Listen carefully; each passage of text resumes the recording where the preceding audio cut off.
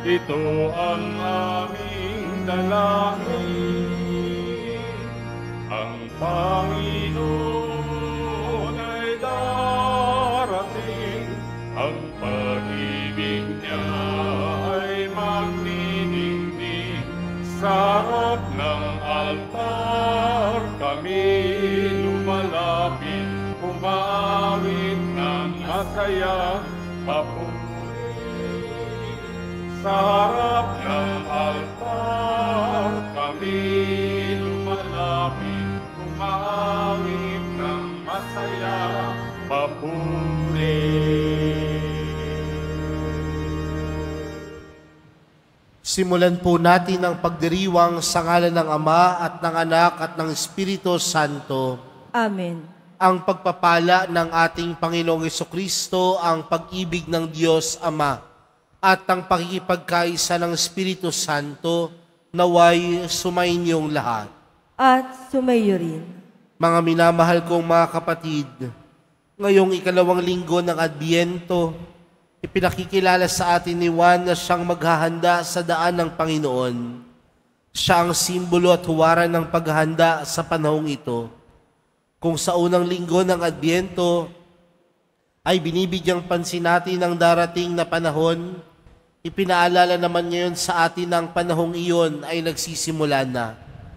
Tinawag ng Panginoon si Juan mula sa ilang upang simulan ng paghahanda sa mga tao sa pagdating ng Mesiyas na ipakikilala pa lamang ngunit nasa piling na rin nila. At upang tayo po ay maging karapat-dapat gumanap sa banal na pagdiriwang na ito, alalahanin po natin ang ating mga pagkukulang at nagawang pagkakasala at buong kababaang loob tayong humiling ng awa at pagpapatawad mula sa Diyos.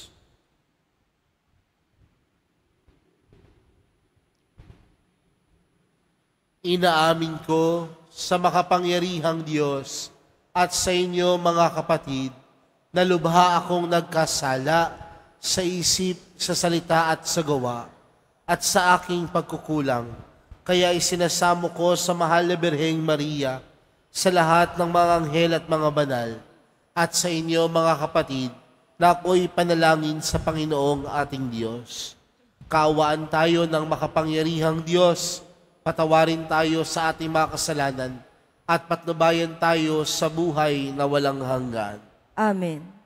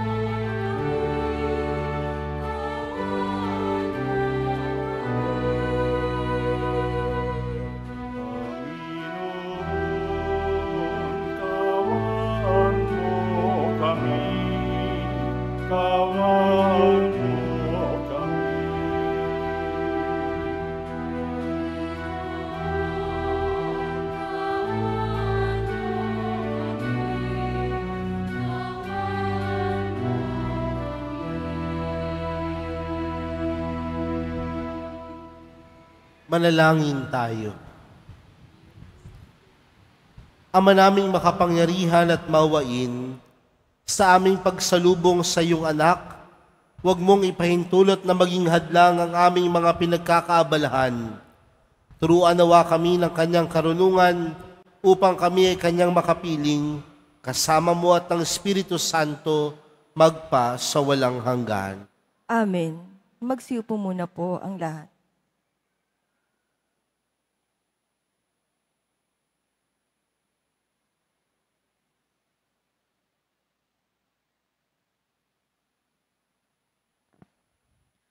Pagbasa mula sa aklat ni Propeta Baruch. Jerusalem, hubarin mo na ang lambong ng panluluksa at isuot mo ang walang hanggang kaningningan ng Diyos.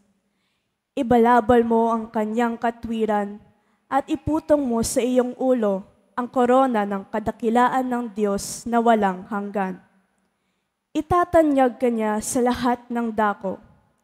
Tatawagin kang kapayapaang bunga ng katwiran at karangalan ng pagiging makadiyos.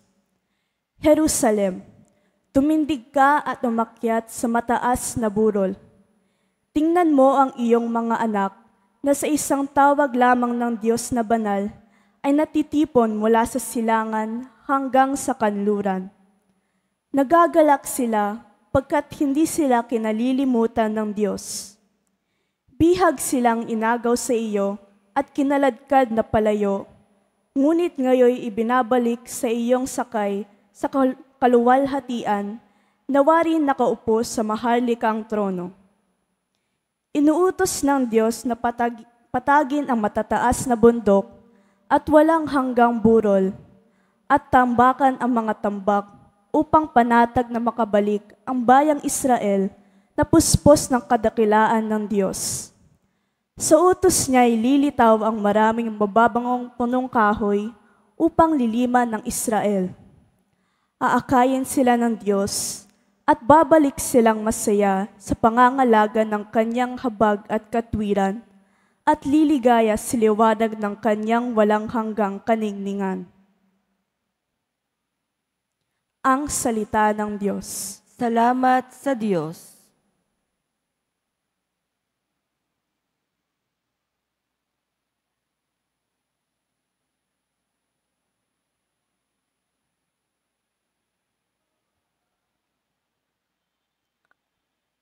Gawa ng Diyos ay dakila, kaya tayo'y natutuwa.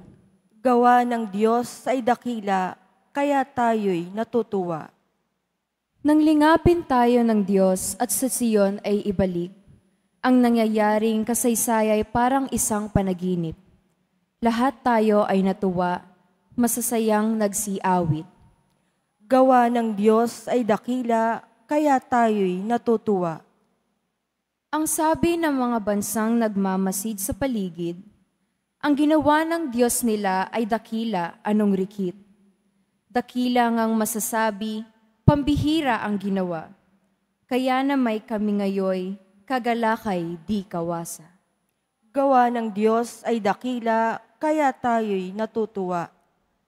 Kung paanong inuulan yaong mga tuyong batis, sa sariling bayan namin, kami poon ay ibalik. Silang mga nagbubukid na nagtanim na may luha, bayaan mo na mag-aning masasayat natutuwa. Gawa ng Diyos ay dakila, kaya tayo'y natutuwa. Yaong mga nagsihayong dalay binhi na nanangis, ay aawit na may galak, dalay ani pagbalik.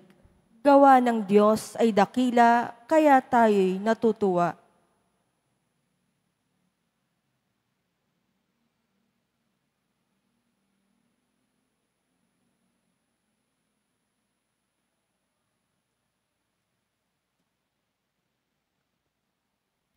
Pagbasa mula sa sulat ni Apostol San Pablo. Ang aking mga panalangin para sa inyo ay laging puspos ng kagalakan dahil sa inyong tulong sa pagpapalaganap ng mabuting balita tungkol kay Kristo. Mula nang ito'y inyong tanggapin hanggang sa kasulukuyan. Tinitiyak ko sa inyong ang mabuting gawa na pinasimulan sa inyo ng Diyos ay kanyang lulubusin hanggang sa araw ng pagbabalik ni Kristo Jesus.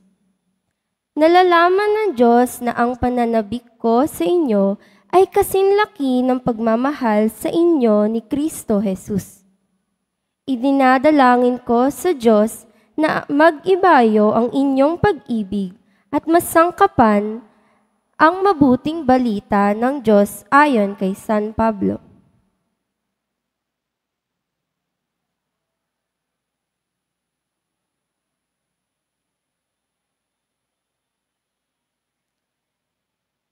Magsitayo na po ang lahat.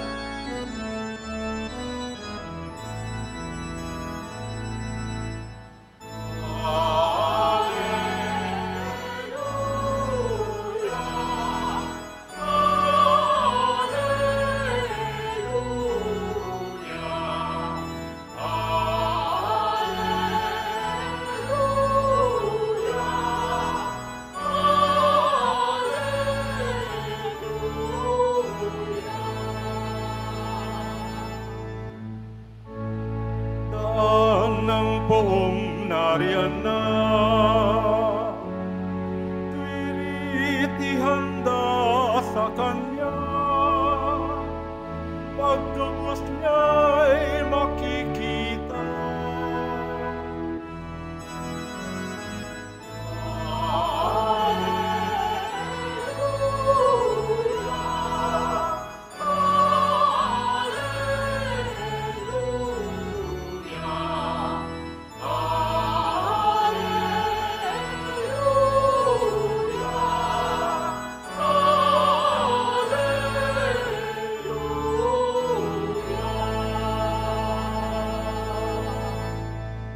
Sumainyo ang Panginoon. At sumayo rin. Ang mabuting balita ng Panginoon ayon kay San Lucas. Papuri sa iyo, Panginoon. 15 taon noon ng paghahari ni Emperador Tiberio, si Poncio Pilato ang gobernador sa Judea, si Herodes ang tetrarka sa Galilea, at ang kapatid niyang si Felipe sa lupain ng Iturea at Trasonite. Si Lysanias ang tetrarka sa Abilinia, si Anas at Caifas naman ang pinakapunong saserdote noon. Noong panahong iyon, nasa ilang si Juan na anak ni Zacarias. Dumating sa kanyang salita ng Diyos, kaya't nilibot niya ang mga lupain sa mga magkabilang panig ng Hordan at nangaral. Pagsisihan ninyo talikdan ang inyong mga kasalanan at pabinyag kayo upang kayo'y patawarin ng Diyos, wika niya.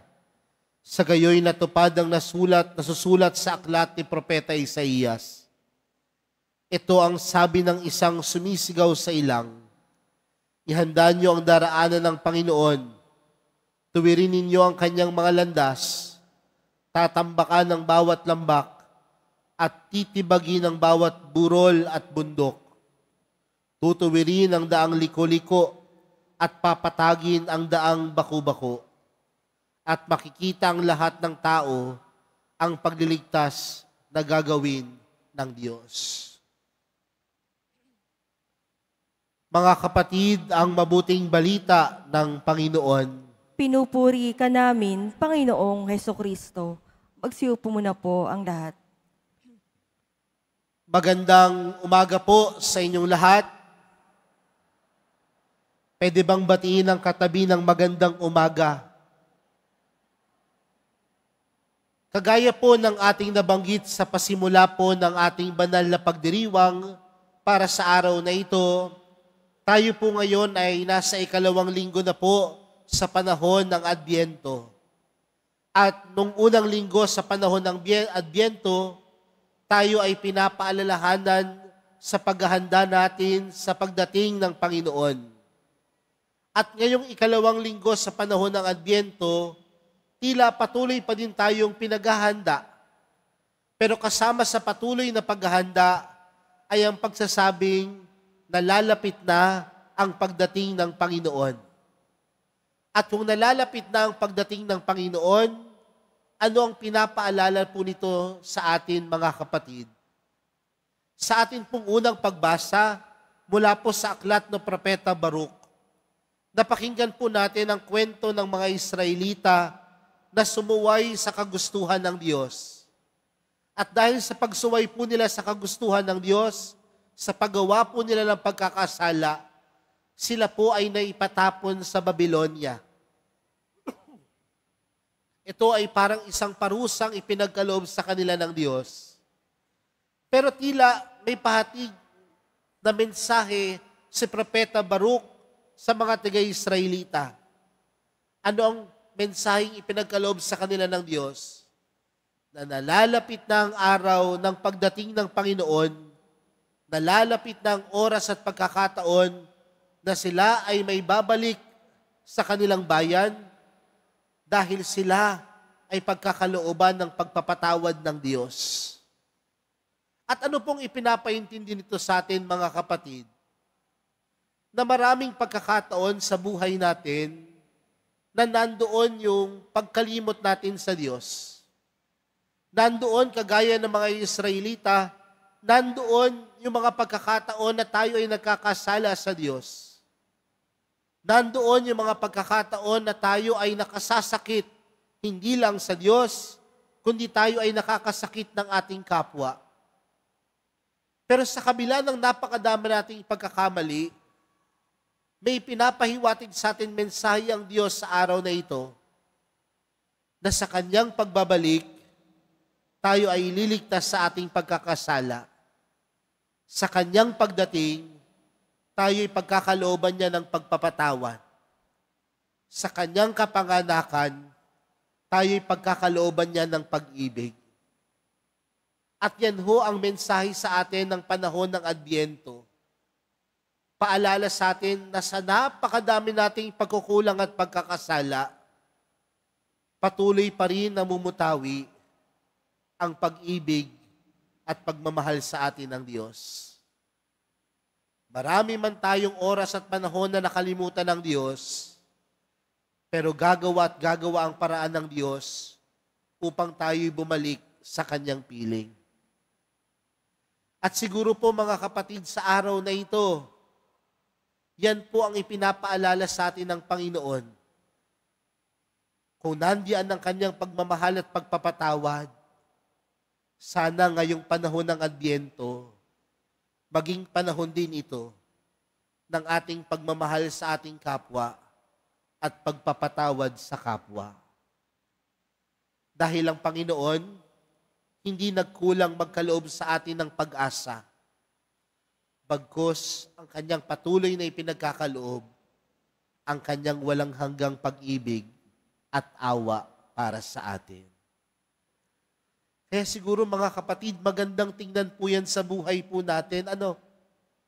Kasi minsan sa panahon na ito, na sa napakadami nating mga bagay na ginagawa, marami sa atin abala sa pamimili ngayong Pasko. Abala na isipin kung anong gagawin sa Pasko, kung anong susuotin sa Pasko. Pero hindi ba magandang abalahin din ang ating sarili na tayo din ay magkaloob ng pag-asa sa iba sa pamagitan ng ating pagpapatawad ng ating mga kasalanan at paghingi din ng tawad sa iba at pagbibigay din ng kapatawaran sa iba. Kaya, mga kapatid, kung ang unang linggo ng panahon ng Adbyento ay pagpapaalala sa atin ng pagdating ng Panginoon, ngayong ikalawang linggo sa panahon ng Adbyento, pinapaalala na nalalapit na siya at kung siya ay nalalapit, ibig sabihin, ang puso natin ay dapat mapuno ng pag-asang humingi ng tawad, magpatawad sa iba. Yun po yung una. Pangalawang bagay po na magandang tingnan, ano po ba ang nagbibigay kahulugan ngayong panahon ng Adbyento? Sabi po sa ating ebanghelyong napakinggan, mapapansin po natin na sa simula ng ating ebanghelyo, tila may mga nabanggit na pangalan si San Lucas. At ano pong ibig sabihin ng mga pangalan na ito? Napakinggan po natin si Emperador Tiberio, si Poncio Pilato, si Herodes, iba't ibang pangalan. Kasi marahil ipinapaalala sa atin ng ating ebanghelyo na ito, yung naging kaganapan ng buhay ni San Juan Bautista.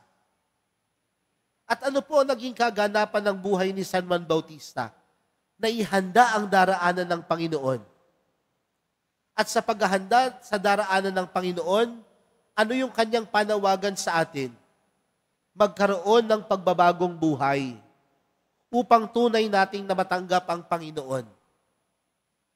Kung mapapansin po natin mga kapatid, bakit kaya sinimulan ni San Lucas sa napakadaming pangalan?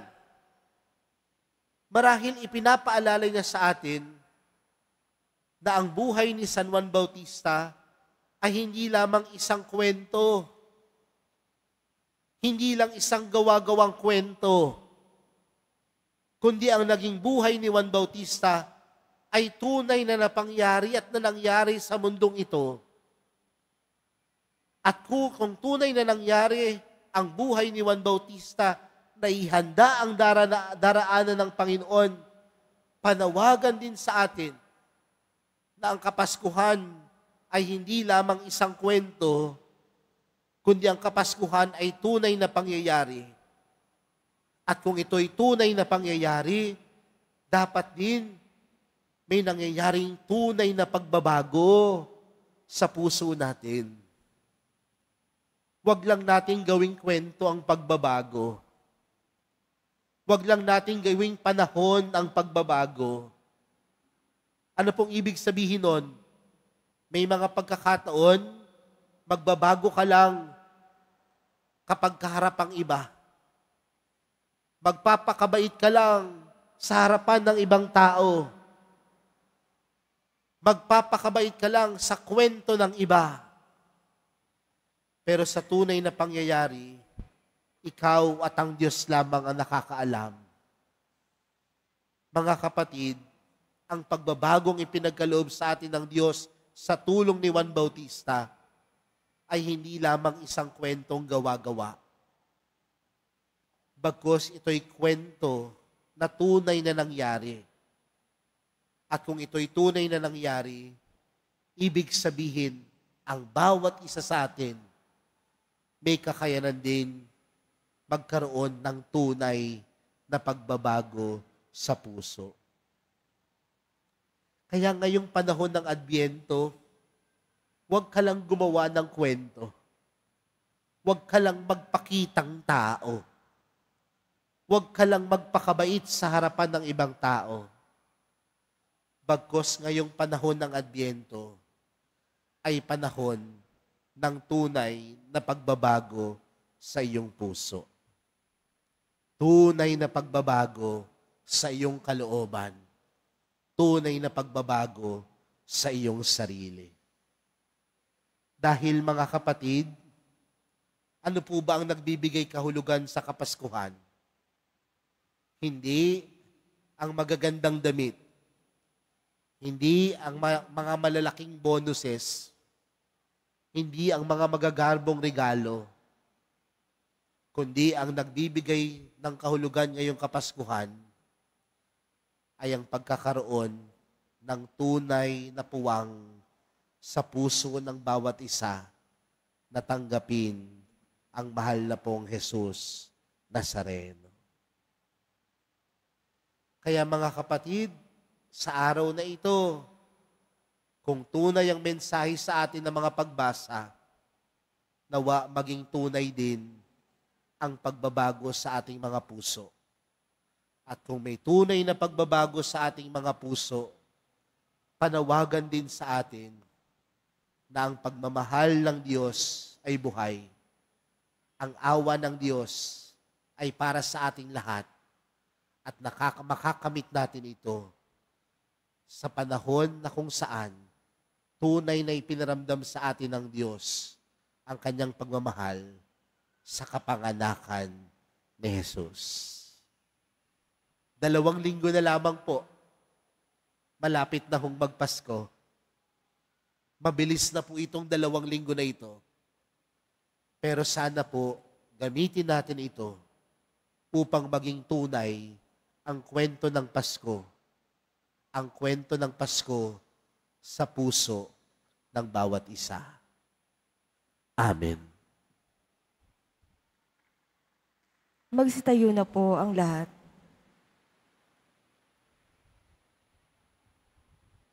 Sumasampalataya ako sa Diyos amang makapangyarihan sa lahat, na may gawa ng langit at lupa.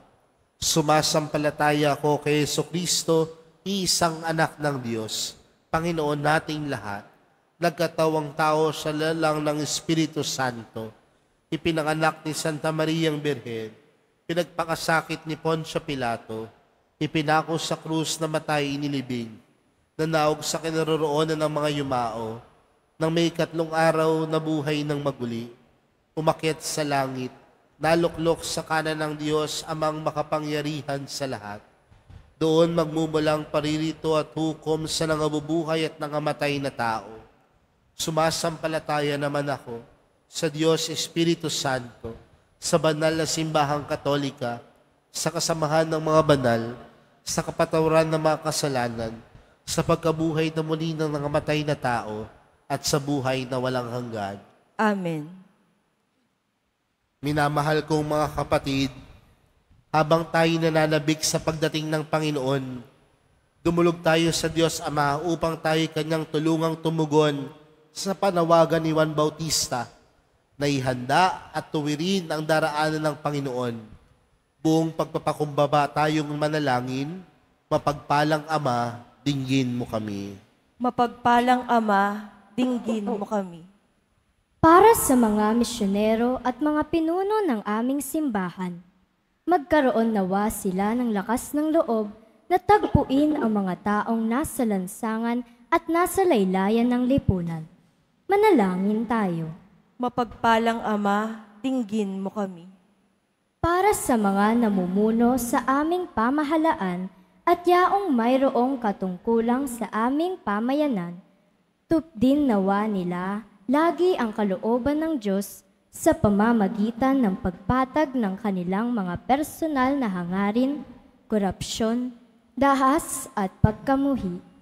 Manalangin tayo. Mapagpalang Ama, dinggin mo kami. Para sa mga may sakit, makatagpo nawa sila ng kagalingan at espiritual na paglago sa salita ng Diyos at sa hapag ng Eucharistia. Manalangin tayo. Mapagpalang Ama, dinggin mo kami. Para sa mga may kapansanan at yaong mga nagdurusa, makasumpong nawa sila ng kasiyahan at karagdagang lakas sa iyo, O Diyos, sa gitna ng kanilang sakit at paghihirap sa buhay. Manalangin tayo. Mapagpalang Ama, dinggin mo kami. Para sa mga yumao naming kapatid, matamasa nawa nila ang kagalakan sa piling ni Kristo, mga anghel at mga banal, sa piging ng kanyang kaharian sa langit. Manalangin tayo. Mapagpalang Ama, dinggin mo kami. Sa katahimikan po ng ating mga puso, ilapit po natin sa Diyos ang ating mga pansariling panalangin. Gayon din po ang mga taong humiling ng ating mga dasal at lahat na nag-alay ng intensyon para sa misang ito.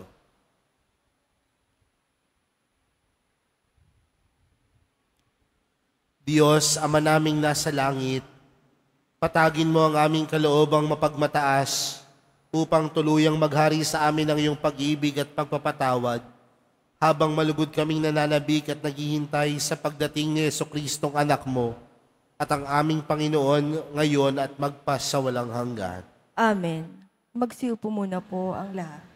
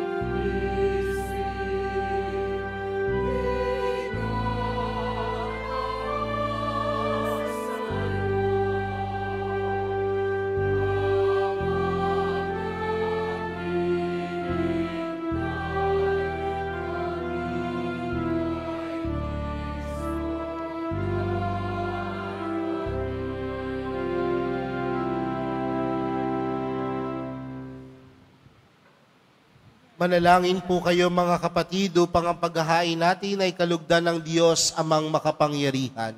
Tanggapin nawa ng Panginoon itong paghahain sa iyong mga kamay, sa kapurihan niya at karangalan sa ating kapakinabangan at sa buong sambayanan niyang banal.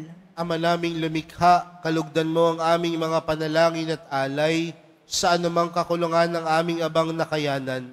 Naway ang pag-ibig mo ang magbigay kapupunan sa pamamagitan ni Jesucristo kasama ng Espiritu Santo magpa sa walang hanggan. Amen. Sumainyo ang Panginoon. At sumayo rin. Itaas sa Diyos ang inyong puso at diwa. Itinaas na namin sa Panginoon. Pasalamatan natin ang Panginoong ating Diyos. Marapat na siya ay pasalamatan. Ama naming makapangyarihan, tunay ngang marapat na ikaw ay aming pasalamatan sa pamamagitan ni Jesucristo na aming Panginoon. Siya'y isinugo mo upang matupad ang iyong magandang balak para sa lahat. Hindi niya ikinahiyang mamuhay ng mahirap upang mapakisamahan niya kaming matapat. Siya'y naging hindi na iba sa amin upang maitapok niya kami sa iyong piling. Sa kanyang lantarang muling pagdating, ang pakikisama niya'y puspusang magniningning at ang pangako niyang kapanapanabik ay inaasahan naming lubos na makakamit. Kaya kaisa ng mga anghel na nagsisiawit ng papuri sa iyo nang walang humpay sa kalangitan, kami nagbubunyi sa iyong kadakilaan.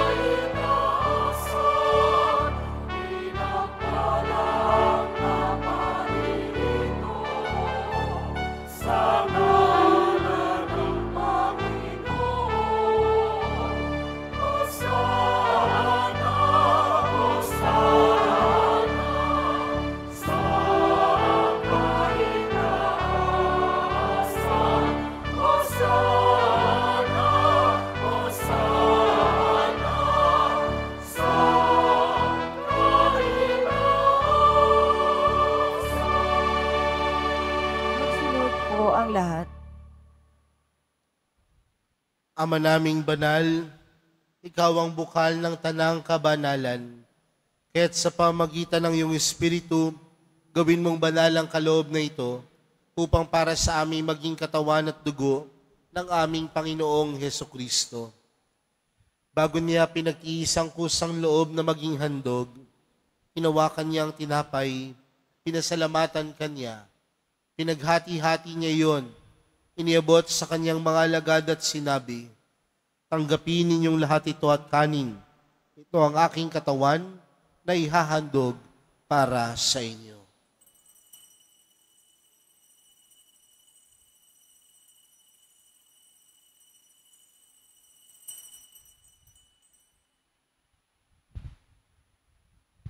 Ngayon din naman noong matapos ang hapunan, hinawakan niya ang kalis, muli kanyang pinasalamatan, iniabot niya ang kalis sa kanyang mga alagad at sinabi, "Tanggapin ninyong lahat ito at inumin. Ito ang kalis ng aking dugo, ng bago at walang hanggang tipan. Ang aking dugo na ibubuhos para sa inyo at para sa lahat, sa ikapagpapatawad ng mga kasalanan. Gawin niyo ito sa pag-alala sa akin."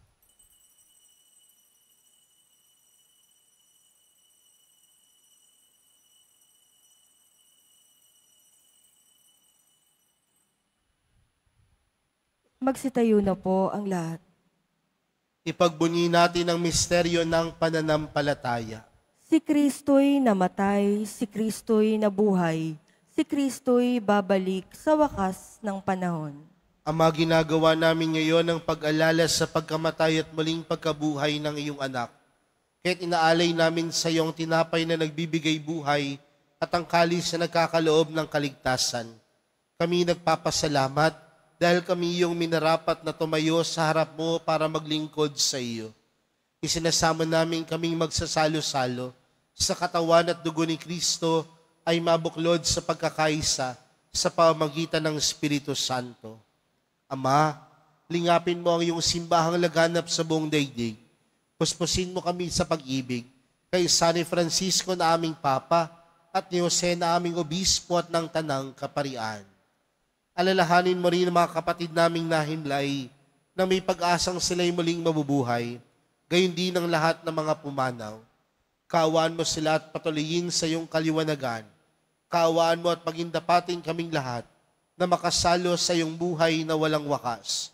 Kaysa ng mahal na Birheng Maria na ina ng Diyos, ng kabiyak ng puso niyang si San Jose, kaysa ng mga apostol at ng lahat ng mga banal na namuhay dito sa daigdig ng kalugod-lugod sa iyo, may pagdiwang nawa namin ng pagpupuri sa ikararangal mo sa pamagitan ng iyong anak na aming Panginoong Jesucristo.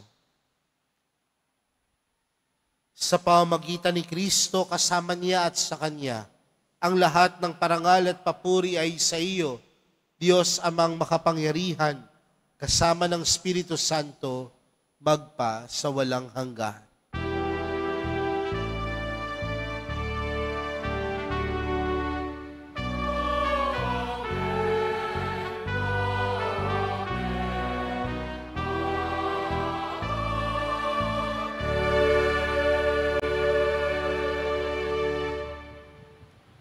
Lumapit po tayo sa Ama natin sa langit, sa panalangin itinuro sa atin ni Jesus.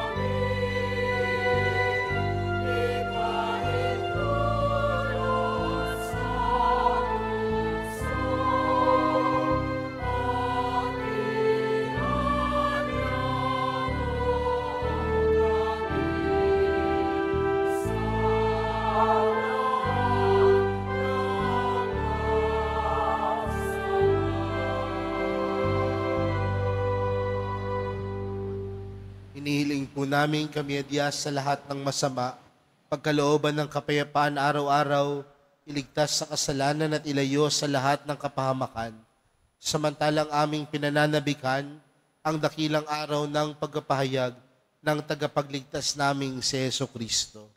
Sapagkat iyo ang kaharian at ang kapangyarihan at ang kapurihan, magpakailanman. Amen. Panginoong Jesucristo, sinabi mo sa iyong mga apostol, Kapayapaan ang iniwan ko sa inyo, ang aking kapayapaan ang ibinibigay ko sa inyo. Tunghayan mo ang aming pananampalataya at huwag ang aming pagkakasala. Pagkalooban mo kami ng kapayapaan at pagkakaisa ayon sa iyong kalooban, kasama ng Espiritu Santo, magpa sa walang hanggan. Amen. Ang kapayapaan ng Panginoon ay laging sumainyo. At sumayo rin. Magbigayan po kayo ng kapayapaan sa isa't isa.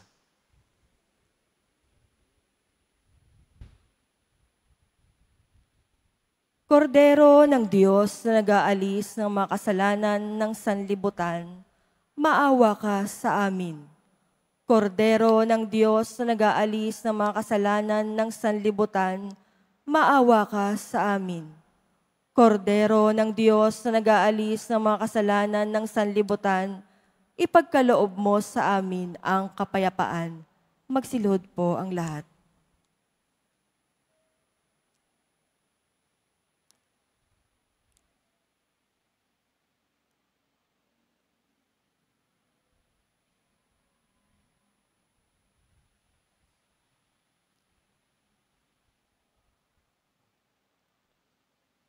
Narito po si Jesus, ang Kordero ng Diyos. Siya ang nag-aalis ng kasalanan ng sanlibutan. Mapalad ang mga inaaniyahan sa kanyang piging. Panginoon, hindi ako karapat-dapat na magpatuloy sa iyo, ngunit sa isang salita mo lamang ay gagaling na ako.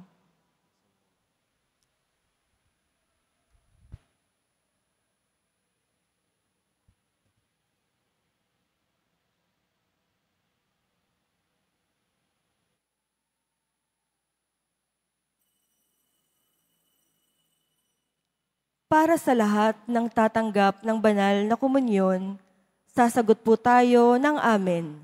Pagkasabi ng pari o lay minister ng katawan ni Kristo at isubo agad sa bibig bago umalis sa harapan ng pari o lay minister. Sumunod po tayo.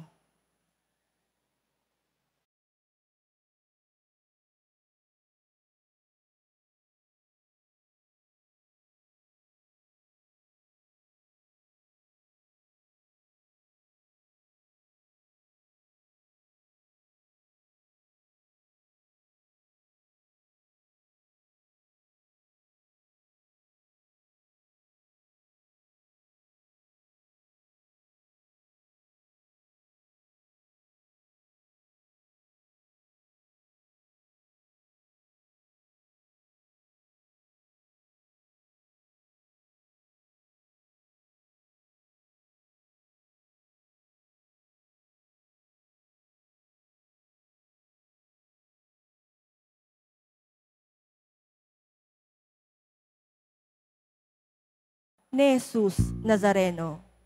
Magsitayo na po ang lahat. Manalangin tayo. Ama naming mapagmahal, kaming pinapakinabang mo sa iyong banal na salo-salo, ay turuan mong kumilala sa layunin ng iyong mga nilikhang bagay na dapat naming gamitin upang kami ay sumapit sa iyong piling sa pamamagitan ni Jesucristo kasama ng Espiritu Santo magpa sa walang hanggan. Amen. Sumainyo ang Panginoon. At sumayo rin. Mahal na pong Jesus Nazareno, inihayag mo sa pamamagitan ng krus ang walang maliw na pag-ibig ng Diyos sa sangkatauhan. Pakinggan mo ang kahilingan, lalo na para sa mga nangangailangan ng iyong tulong at awa. Makamtanawa namin ang iyong kasagutan na may utang na loob na tinatanaw. Basbasan din po ninyo ang itong mga imahen at dasalan upang lalo kaming manalangin at magtiwala. Sa pamamagitan ng bendisyon na ito, naway lalo kaming maging mapaglingkod, masunurin at matapat sa iyo na aming maluwalhating Panginoon magpa sa walang hanggan. Amen. At pagpalain po kayong lahat ng makapangyarihang Diyos, Ama, Anak at ang Espiritu Santo. Amen. Humayo kayong taglayang kapayapaan ng Poong Jesus Nazareno. Salamat sa Diyos.